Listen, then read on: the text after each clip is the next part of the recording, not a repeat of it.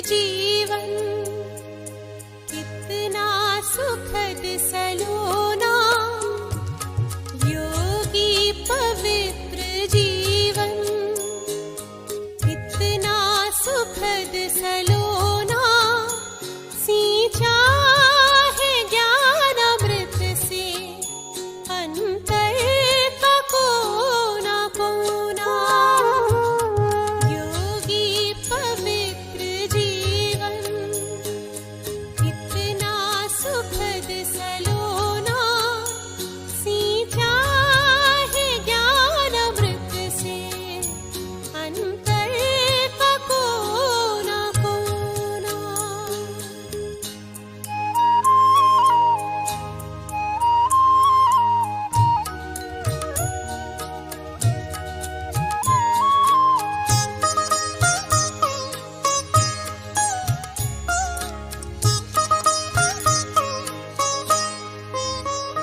जब से लगन लगी है, परिचय मिला तुम्हारा, होकर मगन मन कहता बाबा तू ही हमारा।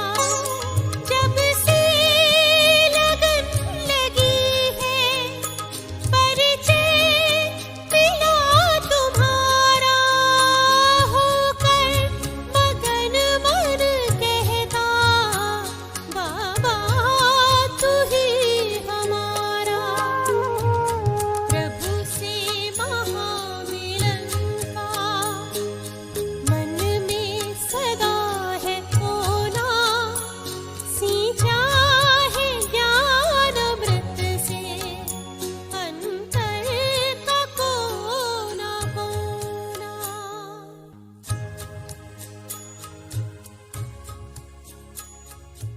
ओम शांति। Good morning. 7 सितंबर 2022।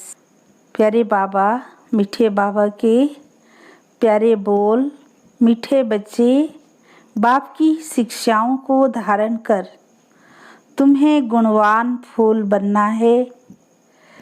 तुम्हें ज्ञान की रोशनी मिली है, इसलिए सदा हर्षित रहना है।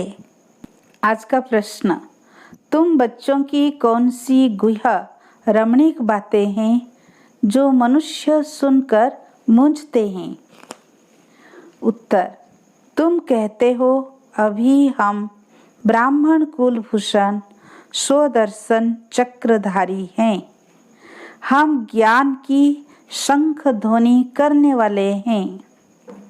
हम त्रिनेत्री त्रिकालदर्शी हैं। यह देवताओं को जो अलंकार देते हैं वह सब हमारे हैं। यह बातें सुनकर मनुष्य मूंझते हैं। सेकंड पॉइंट, तुम कहते हो बाप मुख से जो नलेज देते हैं यह शंख ध्वनि है। इससे हम मनुष्य से देवता बनते हैं। इसी को ही मुरली कहा जाता है। काठ की मुरली नहीं है। यह भी बहुत गुह्य रमणीक बातें हैं जिसे समझने में मनुष्यों को मुश्किल लगता है। गीत यही बहार है दुनिया को भूल जाने की। ओम शांति। मीठे मीठे ईश्वरीय संतान जानते हैं कि हमारे लिए सबसे ऊंची बहार की यह मौसम है। बाहरी मौसम में फूल आदि सब खिल जाते हैं। यह है बेहद की बहार की मौसम। तुम पर ज्ञान की बरसात होती है तो सूखे कांटे से तुम फूल बन जाते हो। यह भी तुम ही जानो नंबरवार पुरुषार्थ अनुसार। कोई तो बहुत खुशी में रहते हैं कि हम इसी ज्ञान वर्षा से कांटे से फूल बनते हैं। झाड़ जब एकदम सूख जाता है तो एक भी पत्ता नहीं रहता है। हर वर्ष यह हाल होता है। फिर बरसात में पत्ते भी सुंदर, फूल भी बड़े सुंदर हो जाते हैं। तो यह ज्ञान बरसात की बाहरी मौसम फर्स्ट क्लास है। अब यह है कांटों की दुनिया। झाड़ कहता है मैं कांटों का झाड़ बन गया हूँ। फिर ज्ञान बरसात से फूलों का झाड़ बनता हूँ।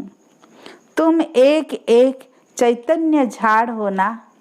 अभी तुमको ज्ञान की रोशनी मिली है जिससे तुम ऊंच पद पाते हो। तुम क्या से क्या बनते हो। तुम जानते हो अभी हम अपवित्र से पवित्र बनते हैं। विष्णु भी युगल रूप है ना। साक्षात्कार जोड़ी रूप का होता है। विष्णु को 4 भुजाएं दिखाते हैं ना, परंतु उनको ज्ञान तो कुछ भी है नहीं। 2 रूप मिलकर डांस करते हैं। बाप समझाते हैं दिवाली होती है तो महालक्ष्मी आती है। तुम दोनों को बुलाते हो, आगे लक्ष्मी पीछे नारायण होता है। लक्ष्मी 2 भुजा वाली होती है, महालक्ष्मी 4 भुजा वाली होती है। परंतु यह बातें अभी तुम जानते हो, आगे बिल्कुल ही नहीं जानते थे। एकदम कांटे थे सो अब फूल बन रहे हैं। ग्रंथ में भी कहा जाता है मनुष्य से देवता किए करत न लगी वार। देवताएं होते हैं सतयुग में, यह है दैवी गुणों वाले। इस समय के मनुष्य है आसुरी गुण वाले। तुम हो ईश्वरीय गुण वाले। ईश्वर बैठ हमको गुणवान बनाते हैं। बाबा की शिक्षा से हम सर्वगुण संपन्न बनते हैं। भारत की महिमा है, अर्थात भारत में रहने वालों की बड़ी महिमा गाते हैं, परंतु उनको यह पता नहीं कि उन्हों को ऐसा बनाने वाला कौन है। बड़े बड़े मंदिर बनाते हैं परंतु उनके ऑक्यूपेशन का पता नहीं है।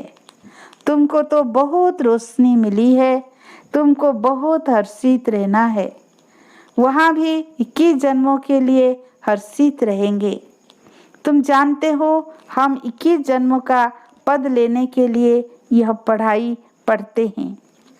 कमाई नॉलेज से होती है, गॉड फादरली स्टूडेंट लाइफ है। सूर्यवंशी घराने के मालिक बनते हैं, गोया स्वर्ग के मालिक बनते हैं। पावन दुनिया में भी सब एक जैसा पद तो नहीं लेते। सिर्फ एक लक्ष्मी नारायण तो राज्य नहीं करते हैं ना, यह भी किसी को पता नहीं है। सिर्फ डिनास्टी होगी और राजाई भी होगी। सूर्यवंशी चंद्रवंशी थे, शिव बाबा ने नई दुनिया स्थापन की है। दुनिया वालों की बुद्धि में तो अंधियारा है, तुम्हारे पास तो रोशनी है। पतित दुनिया और पावन दुनिया है। पावन दुनिया में भी नंबरवार मर्तबे हैं, प्रजा में भी होंगे। वहाँ तो सबको सुख ही सुख है। हर एक की अपनी अपनी राजाई जमींदारी आदि होती है। पतित दुनिया में सब पतित है, परंतु उनमें भी नंबरवार है। जैसे सतयुग में ऊंच से ऊंच डिनास्टी है लक्ष्मी नारायण की। राधे कृष्ण प्रिंस प्रिंसेस स्वयंवर बाद लक्ष्मी नारायण बने हैं। लक्ष्मी नारायण की डिनास्टी कहेंगे, राधे कृष्ण की डिनास्टी नहीं कहेंगे। राजाओं का नाम लिया जाता है, थोड़ी सी भी बात कोई नहीं जानते। तुम सब जानते हो, सो भी नंबरवार। राजधानी में तो नंबरवार पद होते हैं ना। कहाँ सूर्यवंशी राजाई, फिर कहाँ प्रजा में भी चंडाल आदि जाकर बनते हैं। पति दुनिया में भी नंबरवार होते हैं। अब बाप तुमको कर्म अकर्म विकर्म की गति समझा रहे हैं। बाबा कहते हैं बच्चे श्रीमत पर चलो। बहुत बच्चे हैं जिनको बाबा ने कभी देखा भी नहीं है।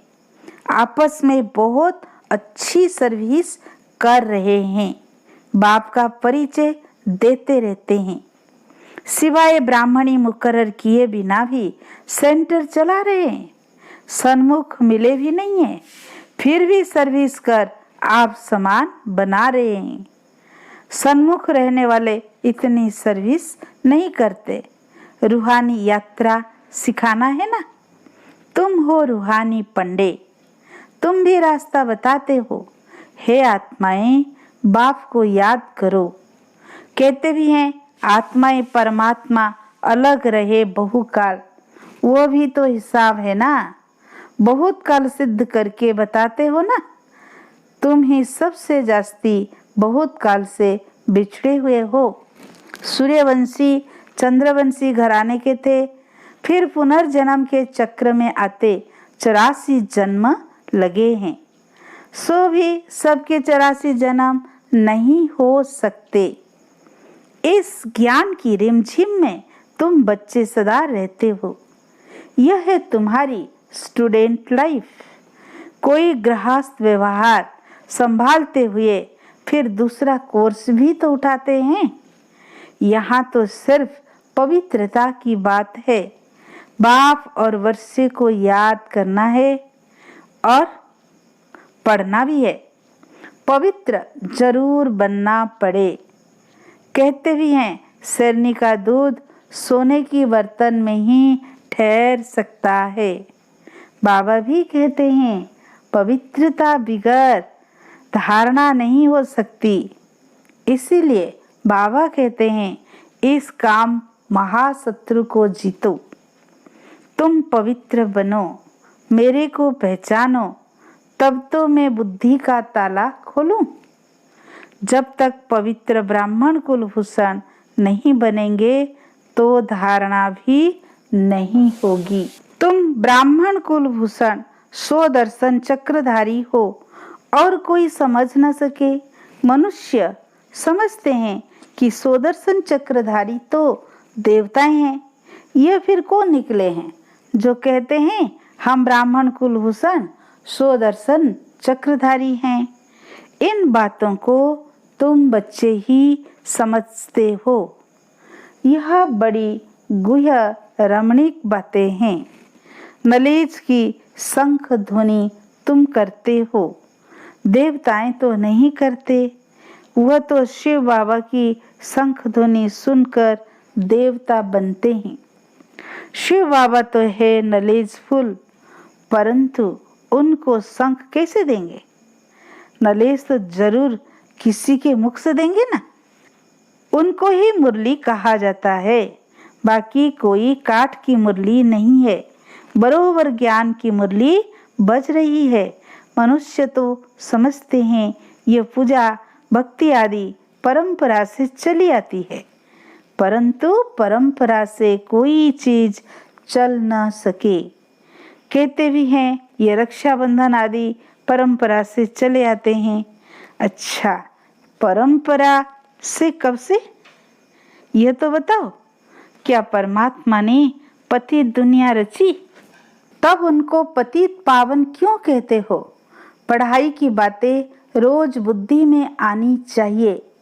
मुख खोलने की प्रैक्टिस करनी चाहिए। तुम तो बहुतों को समझा सकते हो। अपनी उन्नति के लिए प्रबंध रचना है। जैसे बाबा सबको रास्ता बताते हैं, हमको फिर औरों को रास्ता बताना है। तब तो बाप से वर्षा पाएंगे। बाकी धम चक्र मचाने से वर्षा पा नहीं सकेंगे। बाबा को बहुत रहम आता है, कितना समझाते हैं, परंतु तकदीर में नहीं है। कितने रत्न मिलते हैं, रत्नों का भी विस्तार बहुत होता है ना। रत्नों में भी फर्क बहुत होता है। कोई की कीमत लाख रुपया होगी तो कोई की फिर 1 रुपया होगी। यह भी अविनाशी ज्ञान रत्न है जो धारण कर और कराते हैं तो कितना ऊंच पद पाते हैं। बच्चों के मुख से सदैव रत्न ही निकलने चाहिए। बुद्धि समझती है परंतु मुख से नहीं बोलेंगे तो उसकी वैल्यू क्या होगी। जो मेहनत करेंगे, आप समान बनाएंगे तो फल भी बहुत मिलेगा। यह सर्विस करना और सिखलाना भी कम सर्विस है क्या। तुम्हारी बुद्धि में अब रोशनी आ गई है। सबसे बड़ा साहूकार कौन है? तो 10-12 नाम ले लेते हैं। तुम भी जानते हो इस ड्रामा में मुख्य कौन कौन है। परमपिता परमात्मा Shiva creator, director, principal actor है। उनसे शिव बाबा, फिर है सूक्ष्म वतन, मूल वतन वासी। यह सब बातें तुम अभी जानते हो। लाखों वर्ष कल्प की आयु नहीं है। कल्प की आयु ही 5000 वर्ष है। मनुष्य मात्र तो कितने घोर अंधियारे में हैं। तुम अब अज्ञान अंधेरे से निकल कितनी रोशनी में आ गए हो। कोई तो रोशनी में आए हैं, कोई फिर अंधियारे में ही पड़े हैं। इसमें है सारी बुद्धि की बात। कोई तो विशाल बुद्धि झट समझ जाते हैं। आत्मा तो है ही स्टार मिसल। भ्रकुटी के बीच में बड़ी चीज तो ठहर भी ना सके। जरूर ऐसी चीज है जो इन आँखों से देखने में नहीं आती। बड़ी चीज तो दिखाई दे। आत्मा तो अति सूक्ष्म है, बिंदी मिसल है। यह है गुह्यते गुह्य बातें। शुरू में अखंड ज्योति तत्व कहते थे। शुरू में स्टार कहे तो समझ न सके। सारी नॉलेज एक ही दिन में थोड़ी दे देंगे। दिन प्रतिदिन गुह्य बातें बाप सुनाते हैं। ज्ञान सागर से अथाह धन मिलता है। जब तक जीना है तब तक ज्ञान अमृत पीते रहना है। पानी की बात नहीं है। ज्ञान सागर से ज्ञान गंगाएं निकलती है। वो तो पानी का सागर कहते हैं। गंगा अनादि है। यह स्नान आदि चला आता है। तुम देखते थे बच्चियां ध्यान में जाती थी तो गंगा जमुना नदी में जाकर रास विलास करती थी। यहाँ तो डर लगता है कि डूब न जाए। वहाँ तो डूबने आदि की बात ही नहीं रहती। कभी एक्सीडेंट हो नहीं सकता। तो यही बाहर है। जबकि तुम कौड़ी से हीरा अथवा पतित से पावन बनते हो। पावन दुनिया बनेगी तो जरूर पतित दुनिया का विनाश होगा। महाभारत में तो पूरा दिखाया नहीं है। दिखाते हैं पांडव पहाड़ों पर जाकर गल मरे, साथ में कुत्ता ले गए। क्या पांडव कुत्तों को भी पालते हैं क्या? तुम तो कुत्ता पालते नहीं हो। कुत्ते का मान कितना रखा है। बहुत लोग कुत्ता पालते हैं। बाप तुम बच्चों को समझाते हैं कि तुम बच्चों को बहुत हर्षित रहना है। तुम्हारे पर नित्य ज्ञान वर्षा हो रही है। तुम जानते हो कि बाबा कैसे आते हैं, ज्ञान वर्षा करते हैं और भारत में ही आते हैं। इसीलिए भारत की बड़ी महिमा है। भारत ही अविनाशी खंड है। भारत ही अविनाशी बाप का बर्थ प्लेस है। जो शिव बाबा सभी को पावन बनाने वाला है और कोई जानते नहीं है। वो तो कह देते परमात्मा नाम रूप से न्यारा है, सर्वव्यापी है। कितनी बातें बता दी है। बाबा कहते हैं मैं आता हूँ, मुझे ब्राह्मण जरूर रचने हैं। कहते भी हैं हम ब्रह्मा की औलाद हैं, तब तो ब्राह्मण कहलाते हैं। परंतु यह बातें भूल गए हैं। शिव बाबा ने क्या आकर किया है, कैसे ब्रह्मा मुख वंशावली बनाया, तुम अब जानते हो। शिव बाबा आए हैं, वह है रचयिता। तो जरूर नई दुनिया ही रची होगी। किसी को भी पता नहीं है। न जानने के कारण गालियां देते रहते हैं। इसलिए बाबा कहते हैं यदा यदा ही धर्मस्य ग्लानिर्भवति भारत। यह किसने कहा? श्री कृष्ण ने तो नहीं कहा। श्री कृष्ण की आत्मा को भी अब मालूम पड़ा है कि हम 84 जन्म लेते हैं। तुम जो पहले पास हो, ट्रांसफर होते हो, वही पहले जन्म लेते हो। तुम्हारी बुद्धि में कितनी रोशनी है। ऑपरेशन करते हैं तो एक आंख निकाल दूसरी आंख डाल देते हैं, जिससे रोशनी आ जाती है। कोई का डिफेक्ट रह भी जाता है। तुम आत्माओं के ज्ञान चक्षु खत्म हो गए हैं, वो देने के लिए बाबा आया है। तुम्हारे ज्ञान चक्षु खुल रहे हैं। तीसरा नेत्र ज्ञान का है, जो अब तीसरा नेत्र फिर देवताओं को दे दिया है। अलंकार चक्र आदि भी विष्णु को दे दिया है। वास्तव में तीसरा नेत्र तुम ब्राह्मणों को है। तुम ही हो सर्वोत्तम ब्राह्मण कुलभूषण। दैवी कुल और असुरी कुल है। वर्ण कहो, कुल कहो, बात एक ही है, ज्ञान एक ही है। कितनी अच्छी बातें हैं जो कोई भी शास्त्रों में नहीं है। तुम अब त्रिकालदर्शी, त्रिनेत्री, सोदर्शन चक्रधारी बने हो। कमल पुष्प समान पवित्र रहने का पुरुषार्थ करने वाले हो। तुम जानते हो किसकी आंख अच्छी खुली है, किसकी खुलती जाती है। आखिर 100% खुल ही जाएगी। मुख से ज्ञान रत्न निकलते रहेंगे, तब तो रूप बसंत कहलाएंगे। अब तुम मेहनत करो, पुरुषार्थ करना चाहिए। जितना हो सके ज्ञान में बड़ा हर्षित मुख, गंभीर विशाल बुद्धि बन सुख महसूस करते रहना है। स्वर्ग का वर्षा मिल रहा है और क्या चाहिए, कितनी खुशी मनानी चाहिए। अच्छा, मीठे मीठे सिकी लधे बच्चों प्रति माता पिता बाप दादा का याद प्यार और गुड मॉर्निंग। रूहानी बाप की रूहानी बच्चों को नमस्ते।